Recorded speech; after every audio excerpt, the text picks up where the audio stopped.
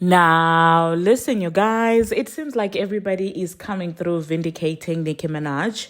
Okay, I'm talking about Young Thug, I'm talking about Drake, I'm talking about 6ix9ine. Everybody is now saying, Nicki say this, Nicki say this. And it's really interesting to watch this happen in real time because none of these people said anything when people were calling Nicki Minaj delusional about saying that, there is botation that happens in the music industry. Now, we're also going to be discussing about, Offset and what he had to say about Advovo BBL and of course, the pregnancy. And I'm also going to be talking about the Normani situation that I forgot to cover in my previous video. And these are some of the things that we will be talking about in this video. Hello, tea lovers, and welcome to the tea blog. I trust you guys are doing well and I trust you are doing great. Personally, I am doing great. You guys, I am doing extremely amazing. And without further ado, let us dive straight into today's tea. So I think I will talk about the Nicki Minaj vindication at the end because there are a lot of insights that we need to discuss. So first of all, let's talk about the situation that I forgot to address, the Normani situation and the Fifth Harmony situation. I was supposed to talk about it in my previous video, but for some reason, I do not know what happened. I forgot to talk about it. So you guys know that Fifth Harmony came out, recently performing together as a group, all four of them, except of course Camila. And people were excited for that. I thought they did a very good job. And some people were also making jokes about them, saying that when you flop individually, so now you decide to come back together to flop, as a group together. And I thought that was really mean, okay? So that being said, people have kind of been noticing a weird need to mention Nicki Minaj by people from the Fifth Harmony's team. Because there is this man, and I kid you not, I have never ever heard of an interaction between this man and the Barbz. And how I also feel like he's lying is the fact that he never once deactivated his account on the account of Barbz harassing him. Because you know that if Barbz are on your neck, at least we would have a record of a deactivation somewhere, somehow. So to me, I do not believe that. But this man who has worked with Normani in the past and Lottery Ticket, according to him, is now claiming that the Barbz were out there coming for him because Nicki Minaj had a beef with Normani. And I'm just like, out of all the people that you could have mentioned, there are people who probably had actual issues with Normani, but Nicki Minaj? Is Nicki Minaj aware of, the fact that she actually has a beef with Normani? Mind you, when Normani was first coming out, one of the main people who were out here supporting Normani is none other than Nicki Minaj. So if Normani, now all this is telling me is that Normani is the one who actually has issues with Nicki Minaj because publicly Nicki never came out here to beef with her. So clearly the beef was happening in their minds. Or it seems like now Normani is the one who had issues with Nicki Minaj to the point that, well, this man, this Sean, whatever person is out there, airing out that dirty laundry that they didn't want anyone to talk about.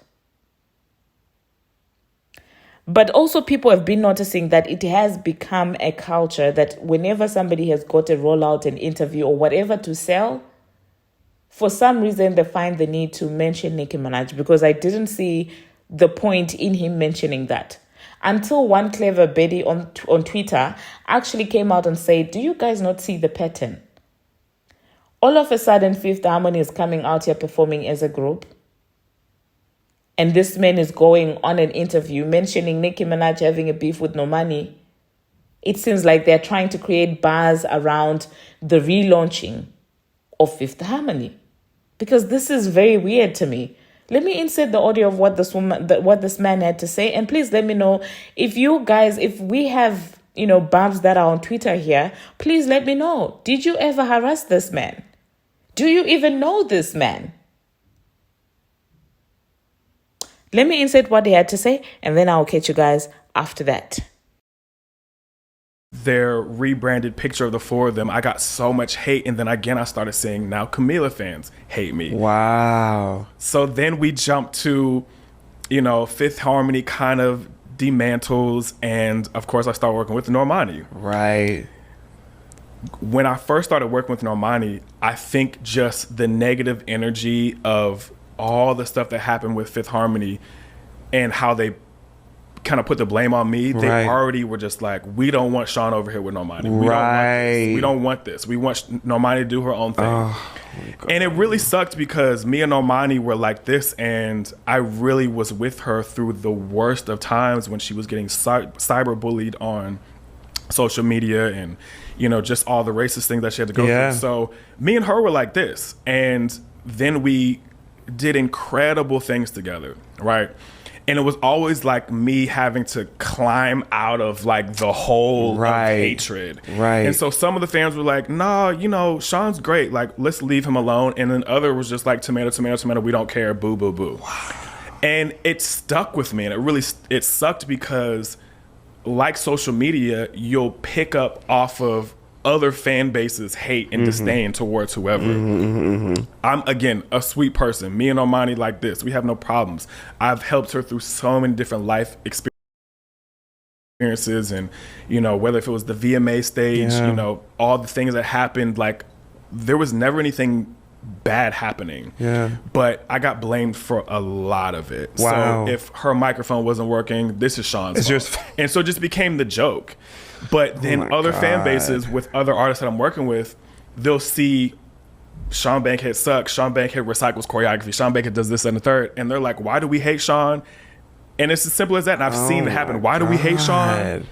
And so it just kind of trickles, and, you know, people love to hate. People love to throw stones. And then when you see people keep exceeding and succeeding and rising and getting more famous or getting more artists, you know, they, whatever their internal hatred is for you, they just kept it going. So it's just weird because I have so much love from so many people in the real world that it doesn't really matter anymore. It used to bother me. I was going to ask you, but because how could it not though? I mean, I'm an artist and I'm sensitive about my shit. And also, shout out Erykah Badu, but I worked so hard. And then I was so close with, you know, Cardi's and Lotto's, and, you know, then I had Nicki Minaj fans hating me because Nicki's beefing with Normani, Lotto, Cardi, a lot of artists that I worked with. And so I just get put in the middle of these stan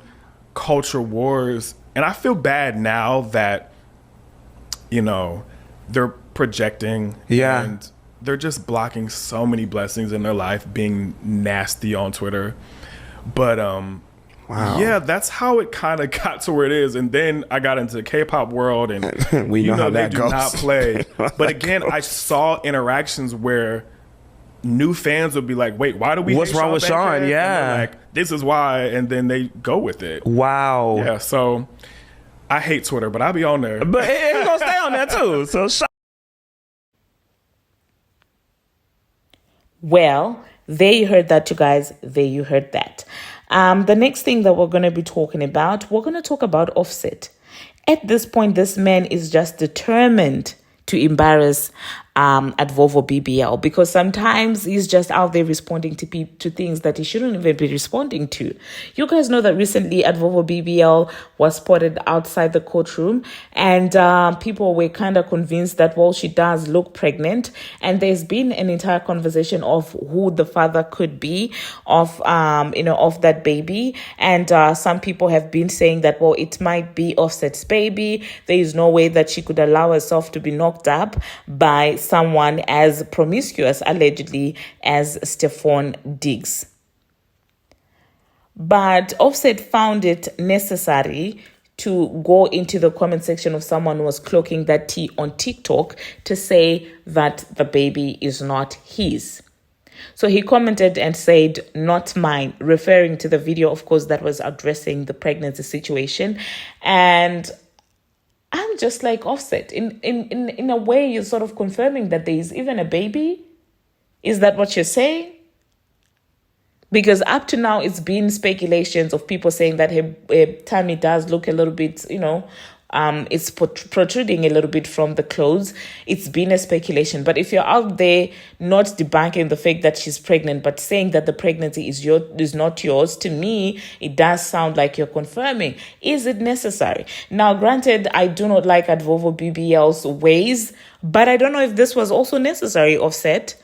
But let me know in the comment section, you guys, and what you think about that. Some people feel like Offset is her karma for how she used to do other women back in the day. I mean, people were applauding her with that entire messy love and hip hop scene where she was sitting on that man's lap and stuff like that, traumatizing and taunting that woman. So people feel like, wow, this is her karma for how she used to behave back in the day. And people were applauding her. But now all of a sudden, the whole world is supposed to feel sorry for her. Meanwhile, she did worse to other women. But anyway, let's move on to the next thing that we're going to be talking about. Let us talk about this entire botting mess, okay? Now, Nicki Minaj would constantly tell people that a lot of these number ones that you see in the music industry are fabricated. And people would always say to her that she's delusional. And some would also come out here to say that, well, if it's that easy, why don't you just do it yourself so that you get number ones? And I guess integrity is a thing that's not popular again to people of our generation, because how are you shaming someone because they do not want to be fraudulent? It doesn't really make any sense. Someone is calling out something that is not fair that's happening in the music industry, and you say that, well, if you know that this unfairness is happening, why don't you also become corrupt? And some of you wonder why we are stuck with the leaders that we have in this day and age, and that's all across the whole world. You guys really wonder why a lot of leaders that we have across the world right now are not the nicest, do not have the most integrity. This is because this is how we think. This is how majority of people of our generation think. Like, if it benefits you, do it without, even if it doesn't have integrity, or don't complain at all. And she did say that the only way that you could beat her is if you cheat. Now, it seems like lately people have been now trying to come out here and say the same thing, which is annoying in my own opinion. Because when this woman was out there saying these things, none of these celebrities came forward to say that she's actually speaking the truth. And all this is coming through because of this entire Young Thug and Ghana situation that is happening. There are audios that are being leaked where Thug is seemingly admitting to buying a number one for Ghana. I'm not making this up. Literally, this man is out there saying that you never had the number one. I bought you the number one. I paid $50,000 for number one. And when such figures get thrown around and people say that people pay this much amount of money for streams and stuff like that, people will say, well, a person like Nicki Minaj, if it's so cheap, if it's 50K, why won't she just pay 50K to get a number one? Because she doesn't want to cheat. Since when are we shaming people for having integrity? But, well, there you have it. An entire recording of this being admitted in audio. And as if that's not enough, there is another audio that is also alleging that, well, there was also payolarization and botification in as far as Young Thug also is concerned. So it seems like majority of these rappers have been botting. And if you're still in denial that even everything that happened during the rap battle between Kendrick and Drake, there is botation involved, Doechii, academics would constantly clog Doechii out. Now, what happened recently? Was she not out there canceling shows and performances? This is what happens when you bot. But I guess when your favorite artist is doing it, you do not want to be open to the possibility that, in fact, you might love her, but it doesn't mean that a million other people love her like that. So let me insert what, this Young Thug audio, is saying. And then I'll catch you after that with more other people that are coming in vindicating Nicki Minaj for what she was alleging back in the day. Trying to do other shit. When he did his 2-album deal with me, Cash called me one day like, hey, what the hell going on with Gunna? Who's speaking for him? I'm like, wow. I'm like, I'm net. He trying to get signed right here with Weeknd signed it. And he demanded he want, 20 million. Whoa. So I already done told him, like, whatever you want, just say it. I'm gonna give you the money, whatever you want. Just on some we brother shit. Like, nigga, I know you can't go nowhere in this world and get no $20 million check from no label. You're not doing numbers like that. You alright, but you ain't doing that like that. Like the number one album you just had right now, I paid for you to have a number one album. You didn't, you know what I'm saying, honestly earn a number one album over the weekend, my boy. I paid for that shit. I never said that to him. I never told him that. Cause we just got the plug on that. Like, you never earned a number one album. I spent 50 extra grand buying motherfucking streams, $50,000 buying streams for you to beat Weekend. Right. And Cash know the same plug, so Cash could have did the same thing. But Cash like let it go. Cash just like spat down, like, man, let the nigga on the win. I ain't standing shit. Spat down like a player. But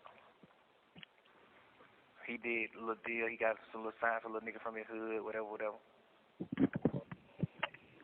Did the same shit, but he did a deal where he took their money. So these niggas, some young niggas too. These niggas like 17, 18, like real kids, baby. The oldest one of them probably be 18. The oldest one, no, probably about 20. The oldest one probably be 20. It's like 5 of them. They probably like 16 to 20. Man, these niggas ain't got no song. These niggas ain't popping. Nobody in Atlanta ain't heard of them. They done did like 3-4 shows in the city in 2-3 years. Like, these niggas done had 3-4 shows, and they shows be like goddamn $5,000. It's on the behalf of Gunna and all that shit for sure. Like, the show, niggas booking you just 'cause they like, oh, these Gunna new artists, they upcoming, they Gunna new artists, but they ain't got no song, they ain't put no music out, no nothing. They just doing shows. So these niggas like, man, we got a show coming up in about goddamn 3 weeks. We got a show coming up in 3 weeks. We want to put a song out so we can perform it at the show, cause we ain't got no song out. So we put the song out for the little niggas and shit, whatever. These niggas go do the show. This lame man nigga take goddamn $2,500 from the young niggas. I'm like, man, nigga crazy. I'm like, nigga, you signed to me and you make millions of dollars. I ain't never took $1 from you. Why the hell would you ever in your life accept $1 from these young boys, bro? These niggas kids. What the hell you finna do with $2,500, bro? Like, you finna make 5 young niggas split $2,500? You supposed to let them get $1,000 piece, bro. What the hell is wrong with you? $2,500 ain't finna do nothing in the world for you, boy. He like, well, that's a deal they got. I'm like, boy, hell, got your mind fucked up, boy. You losing your sanity. Like, boy, that hoe got your mind fucked up. The worst way. Like, at this point, nigga, I just gave you $20 million. I just gave you a $15 million check. Ain't no way in the hell you spend no $2,500 from these young nigga, bro. These nigga got 4 shows. Ain't no way in the hell you spend no $2,500. Man, it's crazy. Like, it be that type of shit that make you just be like, oh, nah. And then the shit was like, he would do his deal with me, and he ain't say nothing to me. He's sitting around me every day just chilling, kicking the brother shit, but going behind my back, trying to talk to other companies about signing. And I already done told him, like, whatever you want, just say it. Whatever you want. Before I even heard about him talking to companies or anything, I was like, shit, hey, you know your deal, look. He like, hell yeah. I'm like, shit, what you want? He like, I'm trying to really see now what I want. He like, I ain't really trying to hit you like that, big brother. Just really whatever. I ain't on that one. I'm like, man, right, whatever you want, text it to me. If you don't want to just talk like a man, just text it. He like, all right. Never text nothing. I get a phone call from Cash saying he talking to labels. I'm like, oh, okay, so you want to sign with labels? I'm like, all right, let it go. Cash like, hell no, you got to sign with you. Like, you done a I said nobody has ever put out 2 number 1 albums from jail. Obviously, hopefully you're out by your birthday. You know what I'm saying? But if you weren't, like, that would be historic. Right. And even if Uzi moves, we still have to deal with Morgan Wallen because he's doing 100,000 every week, no matter what. Who? Morgan Wallen, the country guy. Yeah, what the fuck is this nigga doing? Why the fuck didn't we think to put him on the album? Like, what the fuck? I mean, you think we gonna beat the boy? Yo, my man, I'm not going to sleep until we beat him. So whatever happens. I'm telling you. Yeah. Whatever happens. So Yeah, it's like, okay. Beat the boy, then tell the boy you can't beat me, join me. That's iconic. Get on this song, young boy. Everything You know what I mean? Man. Let's go. Yeah, let's try to beat that nigga. You still got that plug, right? That shit what we did with none of them. You still got that plug? Yeah, you know what I mean? Yeah. Tell you. All right, my boy. Yeah. All right, I love you. Call me an hour. Well, there you heard that, you guys. There you heard that. Now, moving on to the next thing. Another person who also decided to weigh in on this entire voting situation is none other than 6ix9ine. 6ix9ine is coming through also cloaking this entire voting situation, saying that this is how the music industry works. And at this point, this is all just a circus at this point, because what are you talking about? What are we doing? And how do you turn bots into real supporters? That's my interest. Well, let me tell you how how they think botting helps them. They know that there are people who are group thinkers, like you, who are listening to me. I'm joking. But you do know that there are group thinkers that go with anything that seems to be popular. If they are, like, for example, on Twitter, botting on Twitter, if there are 100 accounts or 300 accounts that are saying this artist is the best, there are people who cannot form their own opinions. They will just go with whatever the masses seem to be going with. So if the bot masses are saying that this artist is lame, they will go with that narrative. It's only when you begin to have a conversation with them that you realize that they don't even know what they're talking about. And that's exactly how botting was working during the H train, during the Nicki Minaj H train. A lot of people were convinced by Twitter bots and Instagram bots that, in fact, Nicki Minaj is a villain in every person's situation. And sadly, a lot of women up to now are still holding on to that. When you ask them, they repeat the same thing that bots be saying online. But let me insert what 6ix9ine had to say, and then I'll catch you guys after that. I want the world to know that Billboard is a lie. You can buy number ones on Billboard. I want that to register in your head. You can buy number ones on Billboard. Now let me tell you what happened. We was having an ongoing investigation just now. Silvio from Billboard, right? There's like probably 5 or 6 of them that come up with the charts with Nielsen and everything. Last Thursday, Ariana Was Stuck With You submitted 60,000 units last second. With the investigation, we found this. They purchased half of those things with 6 credit cards. When we asked where was those 6 credit cards linked to, Billboard said we can't disclose that information. Understand this. They bought 30,000 and so units with 6 credit cards. 6 credit cards. Now, again, you're going to enjoy your number one. Explain how you buy 30,000 with 6 credit cards, right? Now let me explain to you something. They don't want, Billboard doesn't want no one to know this. Now I understand why Jay-Z and Nicki Minaj say Billboard, like we used to look up to number one, to Billboard, but now it's like we know you can, it's all manipulated, right? It's all fabricated. You can buy number ones. This is what these artists do, right? And it's not fair. I want you to see this. Gooba streamed 50 million streams, and this is what they're counting only, 50 million streams, right? They only counted, look what Billboard counts. They only counted 31 million. Billboard illegally disqualified 20 million streams so it can drop down and the people who bought the number one, which was Stuck With You, can go. It's most likely red, right? There's green apples, but just look at this. There's apples that are red, right? And you're looking at an apple, and this is what we did with Billboard. Yo, explain how you deduct. If there's 50 million streams, right, on Gooba, why only count 30 million, right? So it's like looking at an apple and say, I'm obviously looking at you and you're red, but you're not, but you're telling us it's not red. You got caught cheating red-handed, right?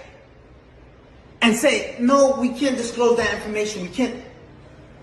I want the world to know you can buy number ones. If you're part of a label, just say, listen, I want part of my budget.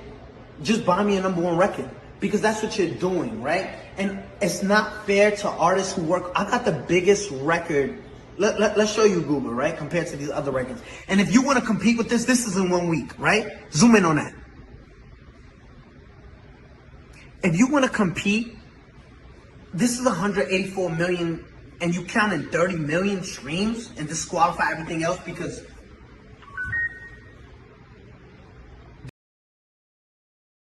Well, there you heard that, you guys. Now, one interesting person who decided to like this is none other than Judas Degrassi. I'm talking about Drake. Drake liked that 6ix9ine video where he was talking about botting and the fraudulent things that happen in the music industry. And some Barbz are celebrating, saying that, look at Drake. He's, vindicating Nicki Minaj. No, he's not. His vindication only started after the bots worked against him during the rap battle. Before, I believe he was also benefiting from the botting. Hence, when Nicki was trying to cloak that tea, he was playing deaf and blind. He didn't know what was going on.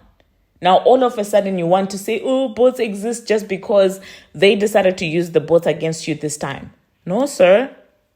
That's not how it works. Now, one person that I would actually like to applaud about the botting thing is none other than Russ, because he has been consistent to the point where some people were even calling him, bitter for calling out the antics of the music industry. And it seems like today he's out there laughing because he's saying, listen, I did say it, and you guys said I was, I was bitter that I wasn't getting the numbers that everybody else was getting.